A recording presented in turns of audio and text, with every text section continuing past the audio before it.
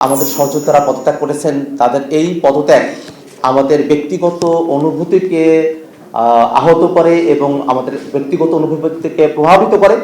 জাতীয় নাগরিক party, NCP এবং জামায়াতে ইসলামী সহ অন্য চরমনাই বা অন্য যে দলগুলোর মধ্যে আমরা একত্রে নির্বাচনী বৈতরণী পার হওয়ার আমরা সিদ্ধান্ত গ্রহণ করেছি। আমাদের মধ্যকার আসলে আসন বিন্যাসের বিষয়টা নিয়ে আমরা এখনো পর্যন্ত চূড়ান্ত কোনো সিদ্ধান্তে আমরা উপনীত হইনি। আমরা খুব অল্প সময়ের মধ্যেই একটা চূড়ান্ত সিদ্ধান্তে আমরা উপনীত হব এবং সেই সময়টাতে আপনারা জানতে পারবেন যে ঠিক কতটি আসনে শাপলাকলি মার্কায় আমাদের প্রার্থীরা তারা প্রতিদ্বন্দ্বিতা করছেন এবং কতটি আসনে দাঁড়িপাল্লা বা অন্য যে মার্কাগুলো আছে সেই মার্কাগুলোতে তারা প্রতিদ্বন্দ্বিতা করছেন। এবং সরকার গঠনের যে বিষয়গুলো নিয়ে আপনারা বলছেন সেই বিষয়গুলো নিয়ে আমাদের মধ্যে আলোচনা চলমান রয়েছে। আমরা প্রথমত নির্বাচনের যে সময়কাল আছে সেটাকে আমরা পার হতে চাই এবং আমাদের মধ্যকার যে আলোচনাগুলো চলছে সেই আলোচনার প্রেক্ষাপটে আমরা এই সিদ্ধান্তগুলো সামনের দিনে আমরা গ্রহণ করব। আমাদের আহ্বায়ক এই কথাটা বারংবার এটা বলেছেন যে আমরা যে সমঝোতার মধ্য দিয়ে এবং একত্রে নির্বাচন পার করার কথাটা বলছি, এটা কোনোভাবেই কোনো আদর্শিক জোট না। এটা একটা নির্বাচনী সমঝোতা এবং এটা নির্বাচনের জন্যই এটা এই সিদ্ধান্তটা গৃহীত হয়েছে। জাতীয় নাগরিক পার্টি, এনসিপি আমরা আমাদের যে রাজনৈতিক আদর্শ সেই রাজনৈতিক আদর্শের উপরেই আমরা আমাদের রাজনৈতিক কার্যক্রম পরিচালনা করব এবং আপনারা খেয়াল করে দেখবেন যে আমরা যে 47 জনকে আমাদের দলের তরফ থেকে মনোনয়নপত্র দিয়েছি তাদের মধ্যে উল্লেখযোগ্য সংখ্যক নারী প্রতিনিধি রয়েছেন এবং আমরা মনে করি যে জাতীয় নাগরিক পার্টি, এনসিপি এবং জামায়াতে ইসলামের মধ্যকার এই যে নির্বাচনী সমঝোতা বা যে জোটের যে প্রসঙ্গ সেটা আদর্শিক কোনো সিদ্ধান্ত নয় এবং সেটা এই নির্বাচন এবং বাংলাদেশে বর্তমানে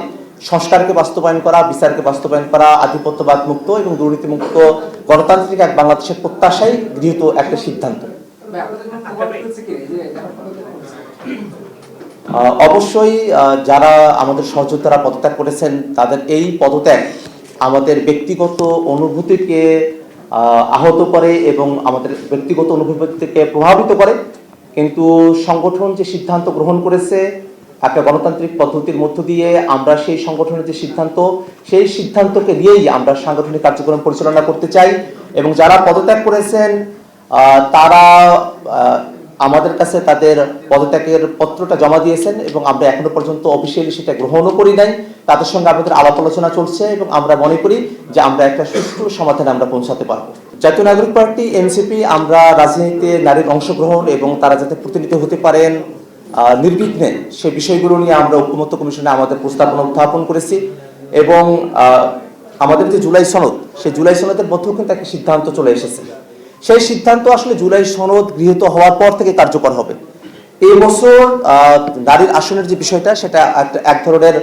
আন্ডারস্ট্যান্ডিং এর মধ্য দিয়ে, এক ধরনের বোঝাপড়ার মধ্য দিয়ে এবার এটা গৃহীত হওয়ার কথা রয়েছে ঐক্যমত্য কমিশনের সিদ্ধান্ত অনুযায়ী এবং সেই সিদ্ধান্ত অনুপাতেই আমরা জাতীয় নাগরিক পার্টি, এনসিপি আমরা আমাদের নারী প্রতিনিধি যারা আছেন তাদেরকে আমরা অন্তর্ভুক্ত রেখেছি এবং আমরা মনে করি যে এই বাংলাদেশে নারীদের যে অংশগ্রহণ রাজনীতিতে সেটাকে আরও কিভাবে নির্বিঘ্ন করা যায় এবং সেটাকে অংশগ্রহণমূলক করা যায় সেই ব্যাপারে জাতীয় নাগরিক পার্টি, এনসিপির যে কার্যক্রম সেটা চলমান থাকবে।